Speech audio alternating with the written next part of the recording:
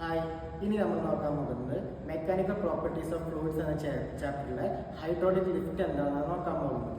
So hydraulic ലിഫ്റ്റിൻ്റെ working എങ്ങനെയാണെന്ന് വെച്ചാൽ heavy ലോഡിനെ ചെറിയ ഫോഴ്സ് കൊടുത്തിട്ട് എങ്ങനെ നമുക്ക് ലിഫ്റ്റ് ചെയ്യാൻ പറ്റുമെന്ന് പറയുന്ന പാസ്കൽ ലോ വെച്ച് പറയുന്ന ഒരു സെറ്റപ്പാണ് എന്ത് ഹൈഡ്രോളിക് ലിഫ്റ്റ്.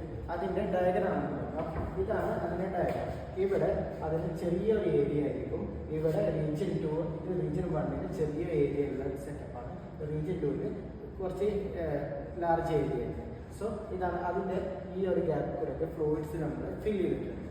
ഓക്കെ ആണോ? ഇനി നമ്മൾ ഇതിൻ്റെ ഈ ലാർജ് ഏരിയയിൽ നമ്മൾ അതായത് ഈ ഏരിയനെ A2 എടുക്കാം. ഇവിടെ A1.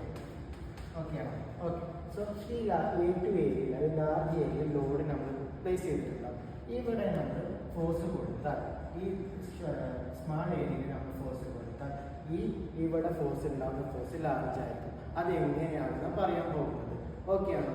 Okay. So Pascal law പറയുന്നത് ഒരു ക്ലോസ്ഡ് കണ്ടെയ്നറിൽ ഒരു പ്രഷർ കൊടുത്താൽ അത് എല്ലായിടത്തും എക്സ്റ്റേണൽ പ്രഷർ കൊടുത്താൽ അത് എല്ലായിടത്തും ഈക്വലായിട്ട് ഡിസ്ട്രിബ്യൂട്ട് ചെയ്യുന്നതാണ്. സോ ഇവിടെ നമ്മൾ ഒരു പ്രഷർ അത് ഫോഴ്സ് കൊടുത്താൽ അത് ഈക്വലി എല്ലായിടത്തേക്കും ഈക്വലി ആയിട്ട് സ്പ്രെഡ് ചെയ്യും. ഓക്കെ ആണ്. സോ പാസ്കൽ ലോ പറയുന്നത് P1 = P2 ആണ്. അതായത് ഏരിയ 1 കൊടുത്ത പ്രഷർ ഏരിയ 2 പ്രഷറാണ്. കാരണം ക്ലോസ്ഡ് കണ്ടെയ്നർ ആണ്.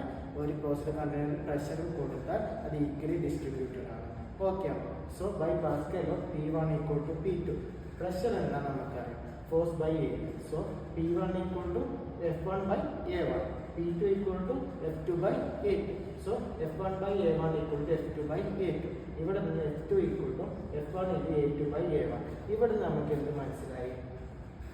F2 ഗ്രേറ്റർ ദാൻ F1 അല്ലേ? കാരണം A2 ഗ്രേറ്റർ ദാൻ A1 അല്ലേ? From the equation we got that F2 greater than F1. So ഇവിടെ ചെറിയൊരു ഫോഴ്സ് കൊടുത്താൽ അല്ലെങ്കിൽ ചെറിയൊരു പ്രഷർ കൊടുത്താൽ ഇവിടെ നമുക്ക് എന്ത് കിട്ടും?